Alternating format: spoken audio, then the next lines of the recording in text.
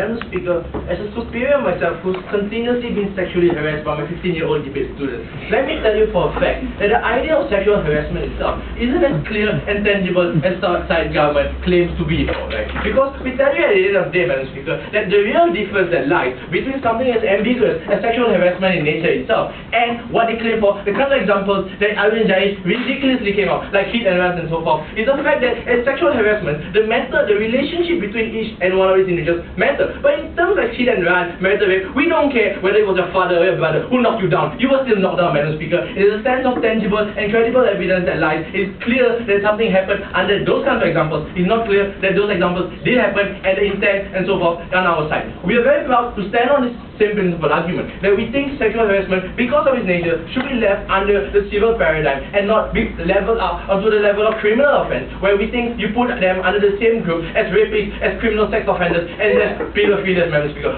It's an extremely harsh burden. Sit down, guys. We think it's an extremely harsh burden for Syed government to come up here. Because what were their burdens in this debate, right? They have to prove to us three things, right? Firstly, why sexual harassment in nature itself is certain and sure. Secondly, they have to justify itself why only superiors. Because we think now it shifts a huge more burden onto the superiors itself, something that they haven't answered in their debate. And lastly, why by criminalizing this thing, by criminalizing this whole process, you actually have the woman three burdens they haven't fulfilled in this debate. But let's look at the clashes that what side opposition sees, right? Because we tell you the nature of sexual harassment itself is ambiguous and something that because it is in nature is highly ambiguous, and because of that we cannot just label it under the same problem as a criminal offense. Why? Because we tell you at first level, right, that the difference between criminal and civil offense, as Syed has characterized, is that in criminal offenses you do see a clear and tangible harm. But under the sexual harassment, where we see the nature of each and one individual differ from places to places, where you see women being able to abuse these kinds of situations, where a woman can feel differently and say that, you know, this guy didn't harass me even though he put his hands on my lap, but the other guy did because of the difference in relation.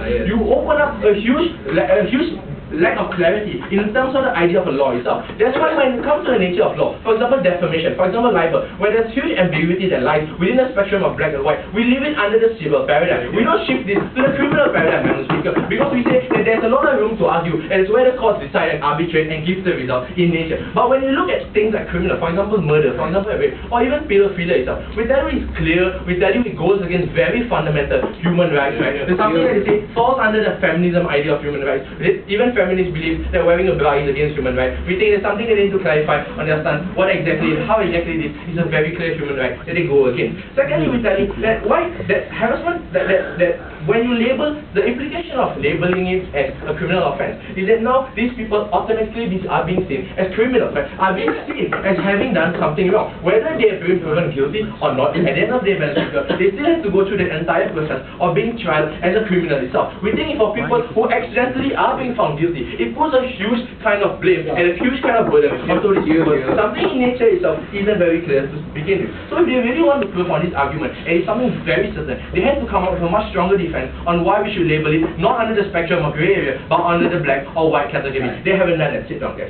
Second level, right? Why at the end of the day we should leave this as a civil standard, as a civil issue and not a criminal issue, right? Because for a few reasons. Firstly, Madam Speaker, when Syed spoke to you about why this gives women exit strategy, they mocked us. What we tell you for a matter of fact is that when people bring up civil lawsuits, they bring up because firstly they want certain kind of closure. These women who are being sexually harassed do want this kind of closure, and the only way closure can be given in certain circumstances is if you are being given a certain kind of compensation or amount of money to give that closure, Madam Speaker. Some women don't want to draw that process out because according to what they say, these CEOs can hire the best lawyers, and best lawyers drag cases for years. So what that means at the end of the day, Madam Speaker, is that these women are being subjugated to a very long and tedious process under scrutiny, right? And this affects, whether you like it or not, the kind of performance she has at work, whether you like it or not, the kind of perception people have on her. Some women just want to be acknowledged that there was a certain kind of mistake being done by a boss, whether right or wrong, and leave it to an out-of-court settlement. When you make it a criminal offense, Madam Speaker, you don't give the woman that kind of avenue to escape from. And we think that's extremely harmful for the woman herself who want to seek quick and clear closure in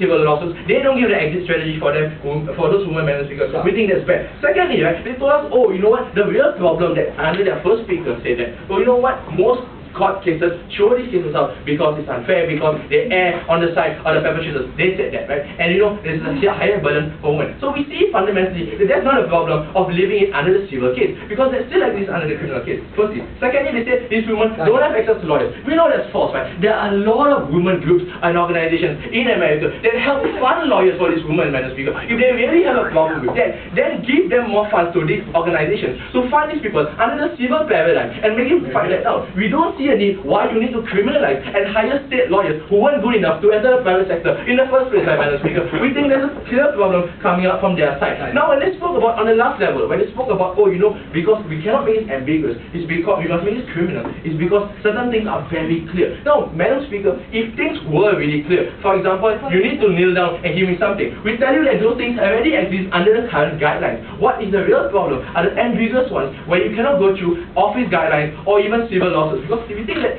for those cases that they give, which are clear, civil lawsuits can deal with perfectly fine. Go.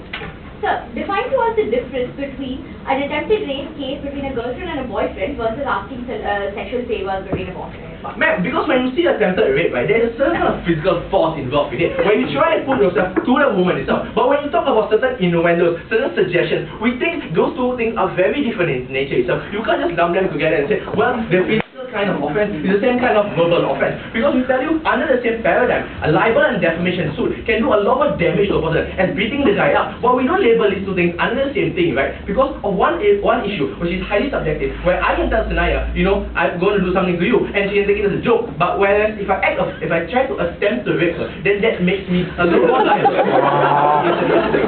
Lastly, right, something that they completely dismiss in this debate, the kind of office dynamism that we really need to preserve. Now, Madam Speaker, when Judge and I was only response that was, well, we think that's good, right? So now a boss can't do anything to a woman, we think that's good. Well, Madam Speaker, we think that's bad in the first place. Because firstly, you stifle the kind of relation that a boss can create with the workers, especially in corporations and corporate world today, where you need to maintain a very good team dynamism and a very good flow and gel within superiors and employees. You need to maintain those kind of things. The moment you stifle that and you put that kind of barrier towards where the boss can do certain things to you or cannot do certain things to you, you prevent that kind of gelling, you prevent that kind of thing. And what happens then is that now bosses might be less inclined to hire women in the first place, right? Because now bosses might be open to more lawsuits. We don't want that kind of paradigm to exist under side government. We're very proud to oppose. Thank you.